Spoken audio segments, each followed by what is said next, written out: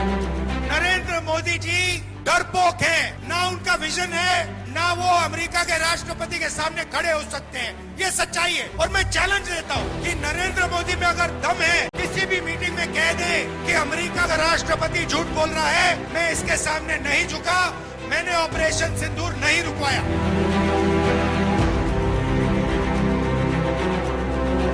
प्रधानमंत्री क्यों डर रहे हैं? ऐसा क्या खौफ है उनको डोनाल्ड ट्रंप का? ये डरपोक प्रधानमंत्री की निशानी है, क्योंकि सारे देश की इज्जत और सम्मान दांव पर लगाए।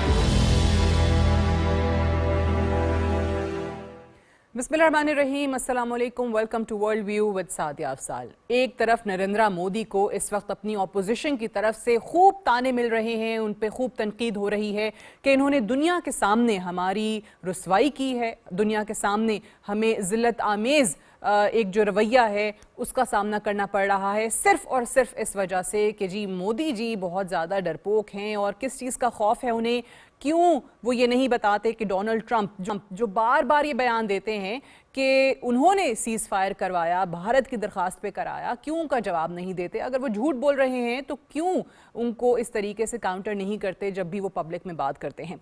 एक तरफ ये मामला चल रहा है, ऑपरेशन सिंदूर 2 की धमकियां दी जा रही हैं, वहीं पर एक और मामला भी है जो इलेक्शंस का है। और इस बार इलेक्शंस हो रहे हैं बिहार में, जो कि भारत की तीसरी बड़ी रियासत है आबादी के लिहाज से।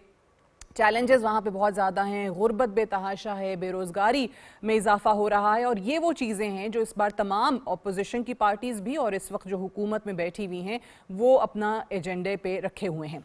अगर आप देखें तो एक तरफ आपको नज़र आता है महागठबंधन, जो कि अलायंस है जिसमें राष्ट्रीय जनता दल है और कांग्रेस है, और दूसरी तरफ मोदी जी की पार्टी यानी बीजेपी का और जनता दल यूनाइटेड का एक अलायंस आपको नजर आता है, जिसमें और पार्टीज भी शामिल हैं, जो कि है नेशनल डेमोक्रेटिक अलायंस। इनके दरमियान अब मुकाबला है।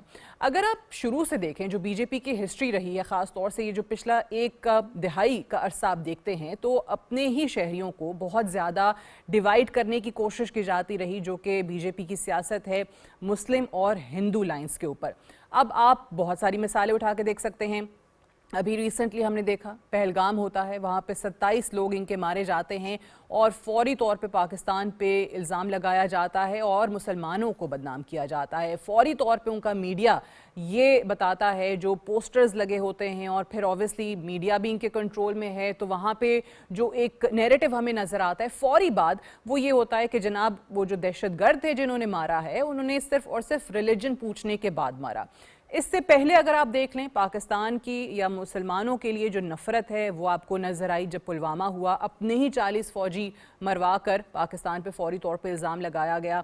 इससे भी पीछे अगर आप चले जाएं तो जब ये सीएम थे गुजरात की रियासत के अंदर गोधरा में जब एक ट्रेन जलाने का वाकया होता है, तो वहाँ पे फ़ौरन एक तो पाकिस्तान पे इल्ज़ाम जाता है, और दूसरी चीज़ जो होती है कि वहाँ के मुसलमान, ख़ास तौर से वो मुसलमान जो वहाँ रिसेंटली उस वक्त इलेक्शंस जीते थे, म्यूनसिपल इलेक्शंस जीते थे, उनको टारगेट किया जाता है। इस बार बिहार के अंदर भी यही हो रहा है, और ये पहला मौका है, ये भी याद रखिए कि आपको कास्ट की बुनियाद पे, ज़ात की बुनियाद पे जो मर्दमशुमारी 2022 में मुकम्मल की गई थी, उसके बाद ये इलेक्शंस हो रहे हैं। और आपको ये मुख्तलिफ जमातों की तरफ से बिहार के अंदर ये रवैया नज़र आता है कि वो जो अपनी कोर सपोर्ट बेस है उसकी तरफ जा रहे हैं, और बाकी जो ज़ातों से बाहर निकल के या निचली सतह पे जो ये ज़ात तसव्वुर वहाँ पे की जाती हैं, उनको बहुत ज़्यादा जो है वो शामिल करने की बातें मेन स्ट्रीम में की जाती रही, मेन स्ट्रीम पॉलिटिक्स में, लेकिन इस बार आपको वो ट्रेंड नज़र नहीं आता है।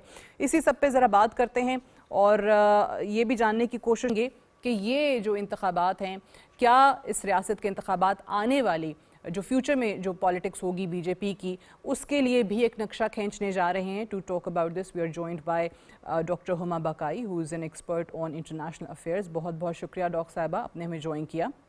सबसे पहले तो फरमाइएगा, ये जो बिहार के इलेक्शंस अब हो रहे हैं, हम देख रहे हैं मरहलों में हो रहे हैं। 6 नवंबर को फर्स्ट फेज़ है, 11 नवंबर को सेकंड फेज़ है। हर तरफ से नारे हैं। आज भी नरेंद्र मोदी की बहुत ज़्यादा जगहों पे वहाँ पे उन्होंने जलसे किए, इलेक्शन कैंपेन जारी है, उरूज पे है।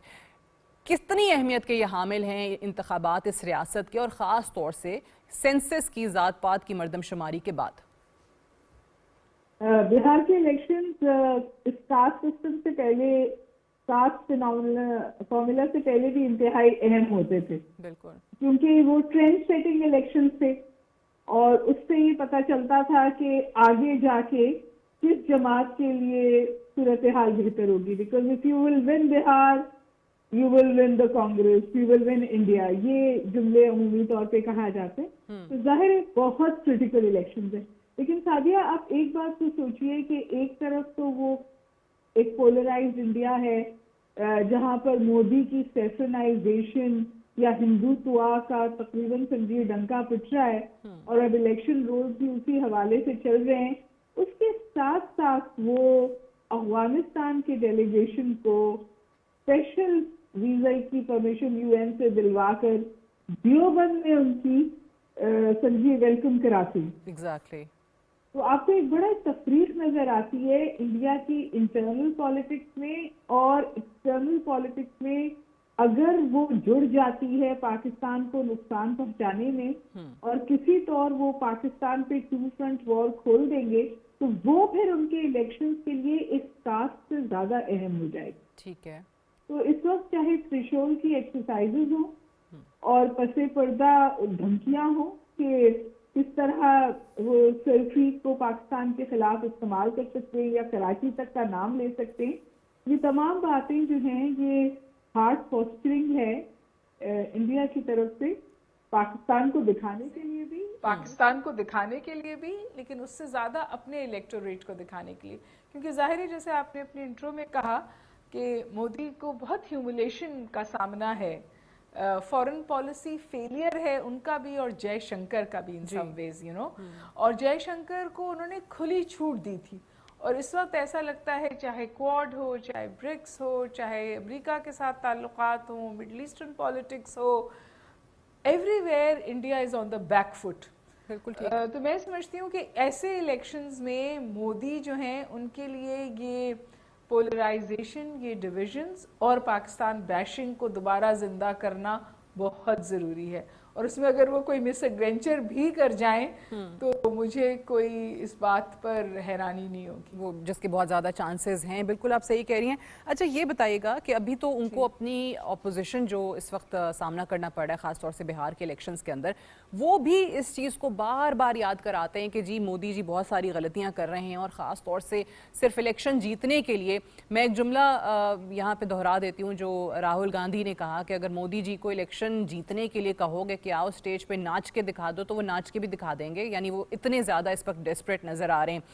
हैविंग सेड दैट, ये जो इस वक्त ज़ात पात वाली चीज़ पे आपको डिविजन्स नज़र आती हैं, ये सिर्फ बीजेपी का ट्रेंड है या बाकी जमातें भी वही तमाम कुछ कर रही हैं? क्योंकि जो ईसी भी बार बार कहा जाता है जी एक्सट्रीमली बैकवर्ड क्लास है, हम उसको लेकर आएंगे सामने। इवन जो आरजेडी पार्टी है, उन्होंने पास्ट में जितने परसेंट को इस क्लास से नशिस्तें दी थी, अब वो भी आपको नज़र नहीं आती हैं। तो बहुत ज़्यादा तज़ाद नज़र आता है कि जी हम इन माइनॉरिटीज़ का, हम ख़ास तौर से जो निचली ज़ात के लोग हैं, हम उनका बड़ा ख्याल करते हैं। लेकिन अगर आप प्रैक्टिकली देखें, अगर आप नंबर्स में जाएं, तो आपको इसका बिल्कुल एक कॉन्ट्रडिक्शन नज़र आएगी। देखिए, जो सेफ्रनाइजेशन ऑफ इंडियन पॉलिटी हुई है बीजेपी के अंडर और जो हिंदुत्वाने की जड़ें फैली हैं और बहुत समझिए डीप हो गई हैं, वो तो नहीं कहीं जाने वाली। ये तो वो टेंडेंसीज हैं, जब ये शुरू हुई थी तभी कहा जा रहा था कि India is on a slippery slope. तो चाहे इंडियन सेक्युलरिज्म हो, इंडियन कॉन्स्टिट्यूशनलिज्म हो, इंडियन डेमोक्रेसी हो, सबकी समझिए बुनियादें हिली हैं। ये जो हिंदुत्व का इन्होंने प्रचार किया है और हिंदुत्व पे इतने लोग जो हैं कन्वर्ट हुए। आज भी विजिलांती होती है बीफ के ऊपर, आज भी मसाजिद और मुसलमानों के घर जलाए जाते हैं और कोई उसकी दाद रसी नहीं है। तो ये जो सेफ्रनाइजेशन के ट्रेंड्स हैं, ये तो जड़ पकड़ चुके हैं इंडिया में। और कोई भी पॉलिटिकल पार्टी, देखिए हर सियासी जमात जो है वो हवा का रुख देखकर आगे कदम बढ़ाती है। तो वो उसी हद तक दालित्स और मुसलमानों और वनरेबल ग्रुप्स की बात करेंगे जिस हद तक उन्हें इलेक्टोरल और सियासी फायदा होगा, लेकिन वो इस हद तक नहीं जाएंगे कि बीजेपी को दोबारा जगह मिल जाए। इस वक्त जो पूरी कोशिश काविश है वो ये है कि बीजेपी को डिसलॉज किया जाए, इसका हरगिज मतलब नहीं है कि हिंदुत्व को डिसलॉज किया जाए। अगर हिंदुत्व को इलेक्टोरल पॉलिटिक्स के लिए इस्तेमाल किया जा सकता है तो दूसरी जमातें भी करेंगी। That's so true. आप बिल्कुल सही कह रही हैं कि वाकई वो थोड़ा सा उसको आपको एक इंक्लिनेशन टुवर्ड्स दैट बाकी जमातों की तरफ से भी नजर आ रही है इस इलेक्शन के अंदर भी, अगर आप देखें तो। अच्छा, ये बताइएगा एक और चीज जिस पे मैं बात और करना सादिया, अगर एक बात मुझे जी जरूर एक जुमला और मैं आपसे कहना चाहूँ।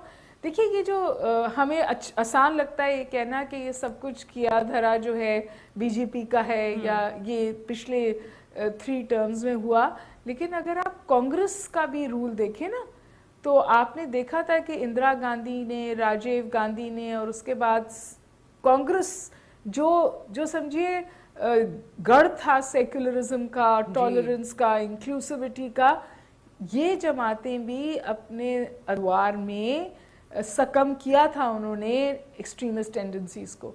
और सबसे ज्यादा तो इंदिरा गांधी ने किया था, क्योंकि जो सिखों को एलिनेट किया था वो सबसे ज्यादा सिख एलिनेशन तो इंदिरा गांधी के जमाने में हुई। और फिर आपने देखा कि उनकी असैसिनेशन भी एक सिख गार्ड के हाथों हुई थी। अच्छा, सिखों को कोई भी वापस फोल्ड नहीं आ पाया है। खालिस्तान की डिमांड जो है वो अब आपको इंडिया के बाहर बहुत जोर शोर से नजर आती है, be it Canada, be it US, UK. तो इंडिया अपनी इंक्लूसिविटी पैराडाइम पे इट्स अ फेलियर। बिल्कुल सही। तो इसमें सिर्फ बीजेपी नहीं, बाकी जमातों का भी खासा रहा है और ये चीज़ आपको हर जगह पे नज़र आती है।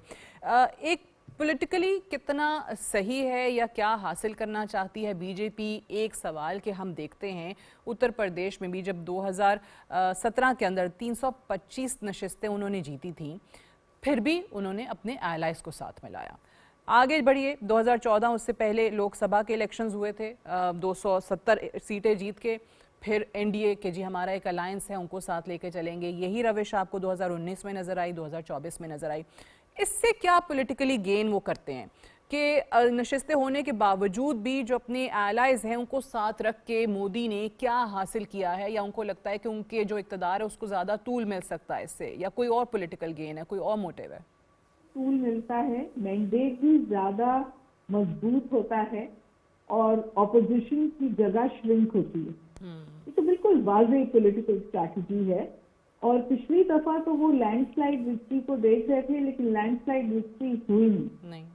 और ये बात हमें याद रखना चाहिए कि मोदी का जो विन था ना, वो it was the win of the corporate India. ठीक है। मुट्ठी भर लोगों के माशी तौर पर मजबूत होकर और उस ग्रुप को मोदी को की कमर पर हाथ रखने की वजह से मोदी ने इलेक्शन जीते।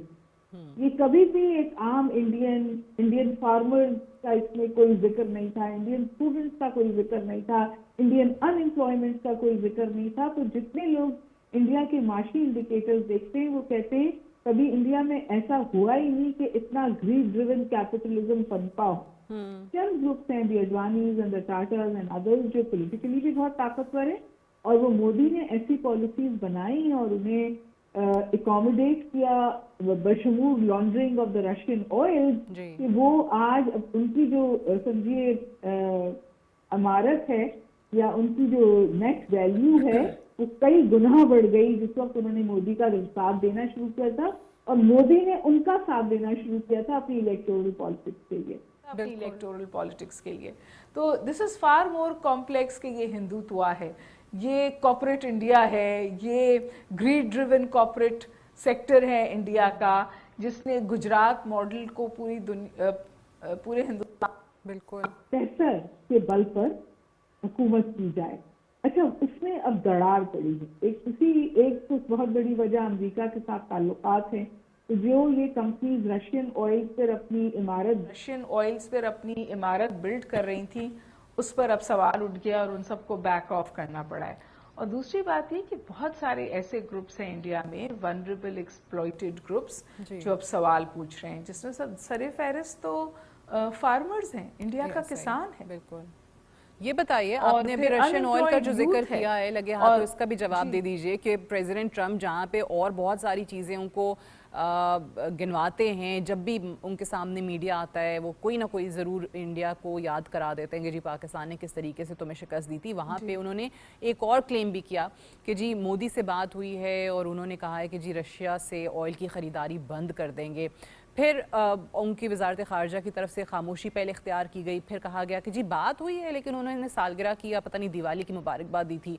ये बताइएगा कि आपको लगता है कि वाकई ऐसी कोई कमिटमेंट इनकी तरफ से हो चुकी है, perhaps he is waiting for this election to be over, कि जी इसका थोड़ा फ़ायदा हासिल कर लें, इसको थोड़ा और अच्छे तरीके से सेल कर लें, मार्केट कर लें और बाद में वो इस बारे में सोच सकते हैं कि जी रूस से तेल की ख़रीदारी बंद कर दें? नहीं जी, वो तो बिल्कुल हुई है, क्योंकि चाइना ने फिर रशियन ऑयल ज़्यादा ख़रीदना शुरू किया ताकि रशिया को इसका बहुत माशी नुकसान ना पहुंचे। और रशिया की तरफ से भी स्टेटमेंट आया कि आप बेशक मेरा ऑयल लेना बंद कर दें लेकिन अल्टरनेटिव ऑयल सप्लाईज दुनिया में है नहीं। और ये तो देखिए सियासी बातें हैं। रशियन गैस और ऑयल तो यूक्रेन के कॉन्फ्लिक्ट के अरूज पे भी यूरोप खरीदता रहा हमेशा। बिल्कुल। तो ये ज़्यादा एक it's a much larger game. लेकिन मैं समझती हूँ इंडिया का अभी डिफेंस पैक्ट रिस्टोर हुआ है अमेरिका के साथ, और उसमें उनको कुछ ऐसी चीज़ें भी दी जाएंगी जो उनको उनकी एयरफोर्स को स्ट्रेंथन करेंगी। और ये ज़ाहिर है रिवाइव हुआ है जो 1954 से ये पैक्ट है, लेकिन अब ये पैक्ट और मजबूत हुआ है। और ऐसा लगता है कि जो इंडियन डीप स्टेट है, जो अमेरिकन डीप स्टेट है, वो अभी भी इंडिया के साथ ताल्लुकात बेहतर करना चाहती है। अच्छा, तो ये एक बहुत समझिए स्मार्ट डिप्लोमेटिक फुटवर्क है जो आप बिलखुसूस साउथ एशियन पॉलिटिक्स में देख रही हैं। इसमें यूएस इंडिया रिलेशंस हैं, इसमें यूएस पाकिस्तान रिलेशंस हैं, फिर the triangular relations with Afghanistan हैं, और जाहिर है फिर चाइना और रशिया और ग्लोबल साउथ। तो मैं समझती हूँ कि आगे आने वाले दिनों में आप इंटरेस्टिंग डेवलपमेंट्स देखेंगी। लेकिन एक बात तय है कि इस वक्त जो है पाकिस्तान अपनी डिप्लोमेटिक हाई स्ट्रीक पर है। डिप्लोमेटिकली पाकिस्तान कभी इतना इन नहीं हुआ जितना इस वक्त है, चाहे वो आप दुनिया का कोई भी रीजन देख लें, from China to US, from Central Asia to the Middle East, आपको Pakistan as a pivot state नजर आता है। That's true. ये बताइए, आपने बड़ी इंटरेस्टिंग एक की बात की है कि जी यूएस में अभी भी जो उनकी डीप स्टेट है, this means that they are still they want to invest in India. उनको अभी भी ये लगता है कि इंडिया को हम तैयार कर सकते हैं to take on China in the future. दूसरी तरफ प्रेसिडेंट ट्रम्प जो हैं वो चाइनीज़ प्राइम मिनिस्टर से, चाइनीज़ प्रेसिडेंट से उनकी मुलाकात भी हो रही थी और उनको बड़ा गुड फ्रेंड और great leader of great country भी करार दे रहे थे। लेकिन ये सोच अभी भी पाई जाती है कि इस रीजन में अगर हमने चौधरी का कोई किरदार देना है तो वो इंडिया को देना है। Sabia, I am not so sure about that. Okay, क्योंकि नेट सिक्योरिटी प्रोवाइडर का जो नाम था ना, वो इंडिया ने अपने आप को खुद ही दे दिया था। बिल्कुल सही। And then US played along. लेकिन मई के बाद अमेरिका में और यूरोप में बहुत सीरियस रिजर्वेशंस आई हैं कि क्या इंडिया इस काबिल है कि वो एक्चुअली चाइना को काउंटर कर सकता है, जबकि वो तो पाकिस्तान के आगे भी इन सम वेज नहीं खड़ा हो सका। तो मेरा ख्याल है कि उसका नेट सिक्योरिटी प्रोवाइडर का जो रोल है वो तो फॉर नाउ मार्जिनलाइज हो गया है। लेकिन इंडियन मईशत, Indian middle class, Indian tech के ऊपर जो उनका अबूर है वो इम्पोर्टेंट चीज़ें हैं। और इसीलिए मैं समझती हूँ कि पाकिस्तान जो है उसने जियोपॉलिटिकली तो अपने आप को बहुत स्ट्रेंथन किया है, लेकिन अब ज़रूरत है कि पाकिस्तान जियोपॉलिटिक्स से जियो इकोनॉमिक्स की तरफ भी बहुत ज़्यादा जोर दे। जो सेन सर्कल्स हैं वो बहुत अरसे से ये बात करते हैं कि जब तक हम अपनी इकोनॉमी को स्ट्रेंथन नहीं करेंगे, हमारी जियोपॉलिटिकल क्लाउड जो है वो मरहून मिन्नत रहेगा इकोनॉमिक बेल आउट्स के। सही है, जो आपने डिप्लोमेटिकली कामयाबियां हासिल की हैं उसको बिल्ड करने की ज़रूरत है इकोनॉमी को बेहतर करते हुए। ये भी बता दीजिए डॉक्टर साहिबा कि जब हम अभी रीसेंट इलेक्शंस जो होने जा रहे हैं इनकी बात करते हैं या फिर इसके बाद किसी और स्टेट के इलेक्शंस आते हैं, ये जो मई में हुआ है पाकिस्तान के हाथों शिकस्त, ये क्या मोदी को या बीजेपी की लोकल सियासत को अफेक्ट करती है चीज़? क्योंकि हमने ये भी देखा है कि जो उनका हार्ड कोर सपोर्टर है, जो उनका फॉलोअर है, उसको इस चीज़ से बिल्कुल कोई फ़र्क नहीं पड़ता। उसके दिमाग में अभी भी ये है कि जी मोदी जी ने इंडिया का इमेज जो है वो बाहर क्या बनाया है, वो आत्मनिर्भर भारत वाली बातें, वो शाइनिंग इंडिया वाली बातें, उसको आज भी वो चीज़ें अट्रैक्ट करती हैं। नहीं, वो उसके बारे में बात कर रहे हैं, लेकिन इस बात से तो कोई इनकारी हो ही नहीं सकता कि मोदी को शदीद तरीन धचका मिल पड़ा है। और इतना धचका पड़ा है कि वो लिटरली उन्होंने अपने फॉरेन विजिट्स कम कर दिए। एग्जैक्टली, वो आसियान उन विजिट्स को अवॉइड करते हैं जहां उनका ट्रम्प के साथ सामना हो जाए। इंडिया के किरदार पर सवाल उठ गया है। जितनी भी साउथ की ऑर्गेनाइजेशंस हैं, बिलखुसूस ब्रिक्स, वहां लोग सवाल उठा रहे हैं कि इंडिया यहाँ क्या कर रहा है, on whose side India is. तो जो इंडिया की स्ट्रेटेजिक नॉन अलाइनमेंट थी ना, it has come back to bite India, because हर साइड ये पूछ रही है कि आप खड़े किसके साथ हैं। और आपको एक्चुअली इस वक्त ऐसा लगता है कि इंडिया की जो दोस्ती है वो सिर्फ अफगानिस्तान से रह गई, अफगानिस्तान से रहेगी या इजराइल से। इजराइल भी सपोर्ट कर रहा था उनको इस जंग में, या इजराइल वो भी आई थिंक। और अफगानिस्तान में भी मैं कहती हूँ हमारे तो भाई हैं, हमारे नेबर हैं, उन्हें सोचना चाहिए कि क्या वो इंडिया के हाथों पॉन्स बनेंगे, उनके हाथों इस्तेमाल होंगे, या ग्लोबल साउथ का हिस्सा बनेंगे, या उस खित्ते के साथ अपना किबला दुरुस्त करेंगे जिसके साथ ग्रोथ और प्रोग्रेस है। तो coming back to your question, I think Modi is in trouble. His body language से नजर आता है कि वो मुश्किल में है। फिर आपने ये त्रिशूल एक्सरसाइज देखी जो उन्होंने माउंट की है।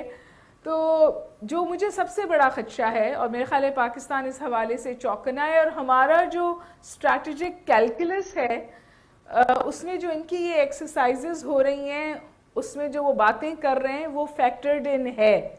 और ऐसे स्ट्रैटेजिक पॉइंट्स हैं जिनको अगर if Pakistan chooses to hit, तो शायद इंडिया के लिए मजीद शर्मिंदगी है। तो मिस एडवेंचर करने के बारे में सोचना चाहिए। सही, लेकिन ऑब्वियसली इसके आसार बहुत ज़्यादा हैं जो वहाँ पे सोच पाई जाती है। Doctor Huma Baqai, thank you very much for desperate energy. बिल्कुल सही, thank you very much for joining us today on World View. Will take a short break here, stay tuned.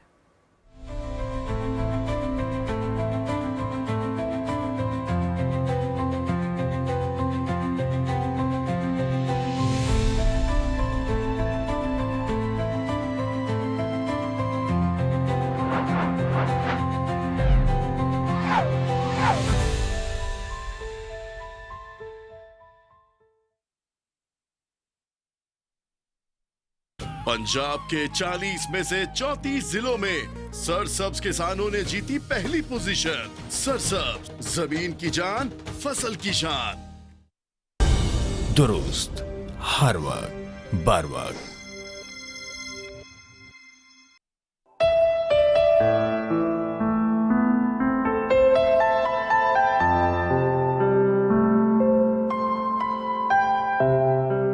सबक फिर पढ़, सदाकत का, अदालत का, सुजात का, लिया जाएगा तुझसे काम दुनिया की इमामत का।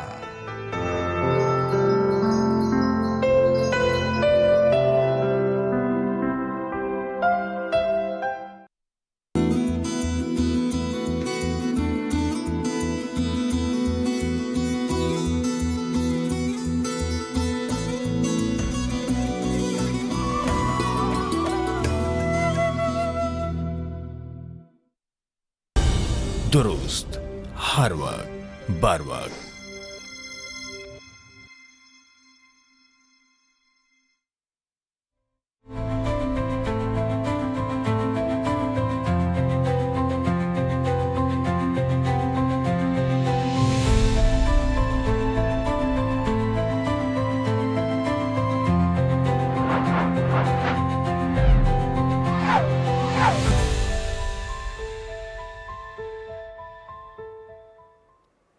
Welcome back to World View with Sadia Afzal. Break पे जाने से पहले हम बात कर रहे थे कि बिहार में इंतखाबात होने जा रहे हैं और जिस तरीके से हम देख रहे हैं कि न सिर्फ पाकिस्तान को बल्कि मुसलमानों को भी निशाना बनाया जा रहा है और एक जो डिवाइड पैदा करने की कोशिश की जा रही है, इनफैक्ट जो हमेशा से ही एक डिवाइसिव एजेंडा रहा है बीजेपी का, आपको वो बहुत खुल के नज़र आ रहा है इन इंतखाबात के अंदर भी। और अगर देखा जाए जो कि ख़ास तौर से डिप्लोमेटिक लेवल पे एक हजीमत उठाना पड़ी है नरेंद्र मोदी को, ख़ास तौर से उस वक्त से लेके जब प्रेसिडेंट ट्रंप ने बार बार बात करनी शुरू की, सीज़ फायर का हवाला दिया, पाकिस्तान के हाथों जंग हारने का हवाला दिया, उसके बाद आपको लगता ऐसे है कि मोदी जो है वो अपने घर में भी आपको ट्रबल में नज़र आते हैं और मुख्तलिफ वो ऐसी बातें कर रहे हैं जिससे उनकी ये जो खौफ की इस वक्त कंडीशन है वो वाज़े हो रही है, जिसका बहुत जिक्र उनकी अपोजिशन के रहनुमा कर भी रहे हैं। इस सेगमेंट में ये बात करते हैं कि जैसे बार बार कोई ना कोई मिस एडवेंचर का जिक्र करता है कि जी हो सकता है इंडिया की तरफ से इस हजीमत को, इस रुसवाई को देखने के बाद पाकिस्तान को चौकन्ना रहना चाहिए। वहीं पर कुछ और भी ऐसी चीज़ें हो रही हैं जिसमें रॉ जो कि उनकी इंटेलिजेंस एजेंसी है, उसका जो काम है, किरदार है, वो सिर्फ पाकिस्तान नहीं बल्कि पूरी दुनिया के सामने आ रहा है। हमने पहले भी देखा कनाडा के अंदर जो कुछ हुआ, जो अमेरिका में हुआ, और अब फिर कनाडा के अंदर दर्शन सिंह साहसी जो कि एक सिख रहनुमा हैं, उनका कत्ल होता है जिसमें रॉ के मुलव्विस होने का इंकशाफ हुआ है। और ये बताया गया है कि जो वैंकूवर में उनका हाई कमीशन है उसके भी कुछ ओहदेदार, उसके भी कुछ अहलकार वहाँ पे मुलव्विस पाए जाते हैं। फिर इतना ही नहीं होता, एक पाकिस्तान का ही एक शख्स एजाज जो कि एक फिशरमैन है, मल्लाह है, वो गिरफ्तार होता है। क्यों गिरफ्तार होता है? क्योंकि वो रॉ के लिए, भारत के लिए जासूसी कर रहा था और वो बताता है कि उन्होंने मुझे पैसे का लालच दे के और धमकियां दे के अपने लिए जासूसी करवाने का कहा, इसके लिए मुझे आमादा किया। ये तमाम चीज़ें हैं जो कि आपको बता रही हैं कि किस हद तक डेस्परेशन इस वक्त मोदी सरकार के अंदर पाई जाती है और वो कोई भी इकदाम उठाने के लिए तैयार हैं। तीसरी मिसाल हमारे सामने अफगानिस्तान की मौजूद है। To talk more about this we are joined by ambassador Zameer Akram. बहुत बहुत शुक्रिया एम्बेसडर साहब for joining us on World View. सबसे पहले तो बताइएगा, पाकिस्तान के सफारतकार यूनाइटेड नेशंस में हर फोरम पे भारत के तमाम प्रोपेगेंडास का खुल के जवाब देते हैं, लेकिन उसके बावजूद भी हम ये देख रहे हैं कि एक जवाब मिलता है और उसी तर्ज की कोई और कार्रवाई भारत की तरफ से पाकिस्तान में नहीं, दुनिया के किसी भी हिस्से में हो जाती है। अब कनाडा में ये सब कुछ हो गया है, लॉरेंस बिश्नोई गैंग ने जिम्मेदारी तो ले ली है उनको मारने की, लेकिन सबको पता है कि ये शख्स बैठा हुआ कहाँ है, जेल में बैठा हुआ है और जेल में होते वो ये ऑपरेट कर रहा है, ये पूरा गैंग चला रहा है जो कि उनकी हुकूमत के सपोर्ट के बगैर पॉसिबल नहीं है। What do you have to say about that? ये जो आपने जिक्र किया हिंदुस्तान की तरफ से जो ये इकदाम मोदी सरकार कर रही है, एक इसमें और चीज़ मैं इसका इजाफा कर दूं कि हमारे सरहदों पर उन्होंने एक जंगी मशकें भी शुरू की हुई हैं, ऐसे आपको मालूम होगा, जिसको आप कह सकते हैं ब्रास टैक्स 2 एक्सरसाइज है, बिकॉज वो ये सारे हमारे सदर्न एरियाज़ के वहाँ पर ये एक्सरसाइज हो रही है, air exercise, military and naval exercises combined. तो ये एक और तरीका है हिंदुस्तान जो उसने अपनाया है दबाव डालने के लिए पाकिस्तान के ऊपर, और इसके अलावा जो ये दहशतगर्दी में मुलव्विस हैं अफ़गानिस्तान की सरजमीन से।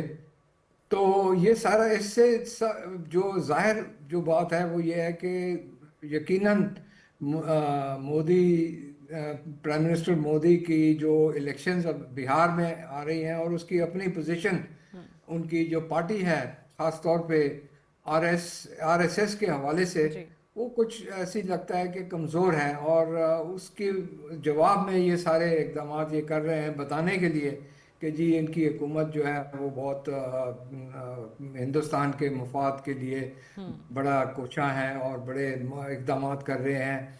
और इसमें पाकिस्तान को ओबियसली पहले जैसे किया गया अभी भी इस्तेमाल किया जा रहा है, और इसमें बदकिस्मती से जो मुसलमान हैं हिंदुस्तान के उनके खिलाफ भी।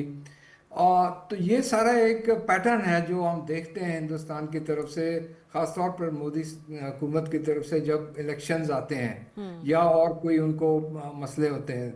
इसके ऊपर जैसे आपने जिक्र किया ट्रंप के प्रेसिडेंट ट्रम्प के तरफ से कई बार कहा गया कि उनके कितने जहाज़ गिरे हैं, जो मई में जो हमारी झड़प हुई थी उसमें। तो ये सारे उससे उन पर मुझे लगता है और दबाव बढ़ रहा है कि वो उनकी वो तो हुकूमत कुछ ऐसा उनके करके जख्मों पे दिखाए। नमक छिड़कने का कोई मौका जाने नहीं देते, उनको जब मौका मिलता है वो प्रेसिडेंट भी है, ट्रम्प उनको याद लेकिन करवाते हैं। बट इस जी। इस जिल्लत और इस रसवाई के उठाने के बाद आपको क्या लगता है कि क्या कर सकता है ऑपरेशन सिंदूर 2 करने की? उनके लोग बार बार वो जो एक इनका अमित शाह भी है होम मिनिस्टर, वो सेल्फ डिक्लेयर चाणक्य, वो भी बार बार ये धमकियां देता रहता है। सो आपको क्या लगता है क्या कर सकते हैं ये? मेरा ख्याल है कि क्योंकि इन्होंने अपने आप को इतना एक्सपोज कर चुके हैं बैन अक़वामी सतह पे कि इस वक्त अगर ये कुछ इस किस्म की रेकलेसनेस करेंगे या एडवेंचरिज्म करेंगे तो इनको बहुत नुकसान होगा। तो मेरा अपना ख्याल है कि धमकियां देना और इस किस्म के इक़दाम करने के आगे ये नहीं बढ़ेंगे, मेरा ये ख्याल है। क्योंकि अगर वो आगे बढ़ते हैं तो वो तो बहुत ही एक बहुत ही बेवकूफ़ी की अलामत होगी कि अपने ऊपर और उन्होंने मुसीबत लेनी है। तो मेरा नहीं ख्याल है कि वो उस तक जाएगा इसके। लेकिन पाकिस्तान की तरफ से पहली चीज़ तो ये है कि हमें अपने जो इक़दाम हमने करने हैं और हमने किए हैं कि हम इसका भरपूर मुकाबला कर सकें और जवाब दे सकें। बैन अक़वामी सतह पर आपने ज़िक्र किया अक़वाम मुत्तहिदा का और दूसरे दो तरफ़ा ताल्लुकात में भी हमें ये सारी चीज़ों को हाईलाइट करना चाहिए और करा भी जा रहा है। और इसको एक किस्म की कंसिस्टेंट पॉलिसी के तौर पे हमें इसको परसू करना होगा। एपिसोड्स में हमें नहीं करना चाहिए, कंसिस्टेंटली जहां पर मौका मिले, जहां पर हमें सही फोरम मिले, कोई नी जर्क रिएक्शन नहीं होना चाहिए और कंसिस्टेंट एक पॉलिसी जो है वो लेकर चलनी चाहिए। एम्बेसडर ज़मीर अकरम साहब, thank you very much joining us on World View. And now it's time for our editorial, सादिया's टेक।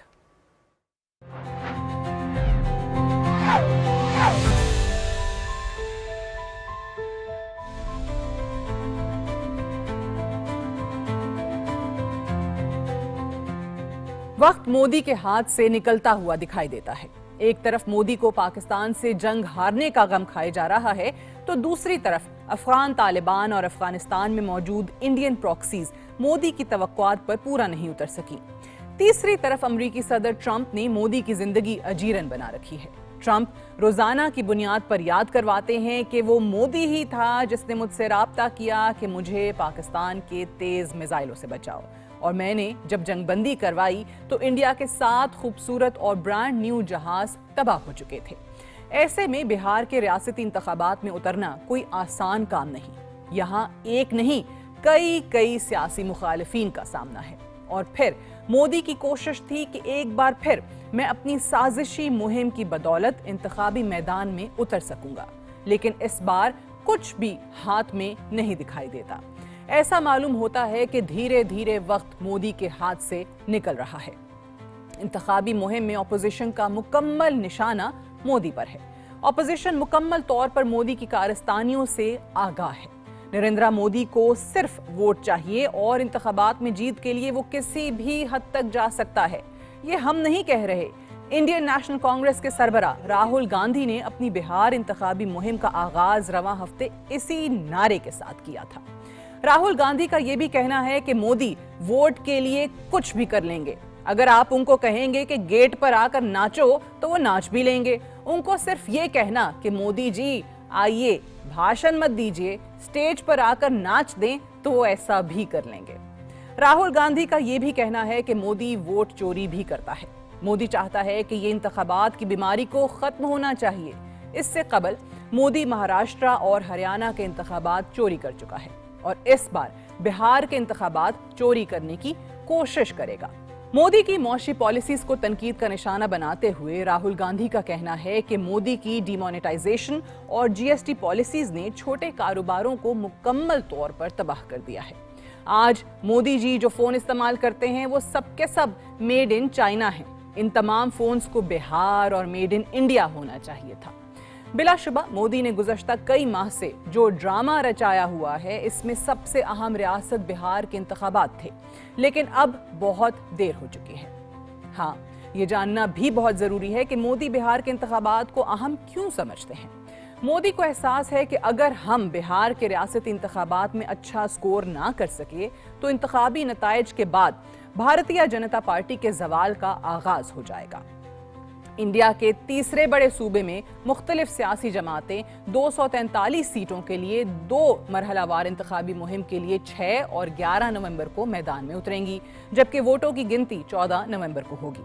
भारतीय जनता पार्टी बिहार में मजबूत है, लेकिन इंडिया के अंदर मुजाहमती सियासत का गढ़ बिहार को समझा जाता है, क्योंकि यहाँ पर 2 सोशलिस्ट पार्टियां राष्ट्रीय जनता दल और जनता दल यूनाइटेड अभी भी इस रियासत की सियासत पर हावी हैं। बिहार का सूबा जात पात की सियासत के हवाले से भी जाना जाता है। मौजूदा इंतखाबात की खास बात यह है कि पहली बार वोटिंग रियासत की जात पात की मर्दमशुमारी के बाद हो रही है। जात पात की मर्दमशुमारी 2022 में मुकम्मल हो गई थी। इसके मुताबिक इंतहाई पसमानदा तबकात रियासत की सबसे बड़ी आबादी है। इनका हिस्सा 36% है, जिसमें 112 ज़ेली जातें शामिल हैं। पसमानदा तबकात 27% और दलित और कबायली बिरादरियां तकरीबन 21% हैं। यानी 80% आबादी वो है जिसको मोदी टारगेट कर रहा है, जबकि बिहार में मुसलमान आबादी का तनासुब 17.7% है। बिहार की इंतखाबी मुहिम मोदी के लिए चैलेंज बन रही है। भारतीय जनता पार्टी ने हर जात के हवाले से एक अलहदा मंशूर और एजेंडा जारी किया है। जात पात की मर्दमशुमारी के बाद बिहार के वोटर अपना हिस्सा मांग रहे हैं, जिसके बाद मोदी के लिए अपनी पॉलिसीज चलाना मुश्किल दिखाई देता है। वोटर्स अपने वोट के तनासुब में सियासी जमातों से नुमाइंदगी भी चाहते हैं। मोदी आज भी मुसलमानों के खिलाफ नफरत उठा रहे हैं, जबकि कांग्रेस और हैदराबाद के अवैसुद्दीन अवैसी की पार्टी मजलिस इत्तेहादुल मुस्लिमीन मुस्लिम वोट हासिल करने की कोशिश में मसरूफ है।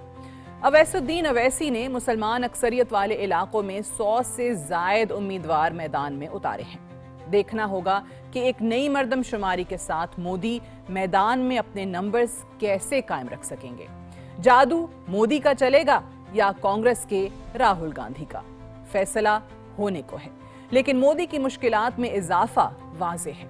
मोदी के पास अपने ऊपर उठाए गए सवालों के जवाब नहीं और बिहार की मुजाहमत भी आड़े आ रही है। That's all for tonight. Good night and Allah Hafiz.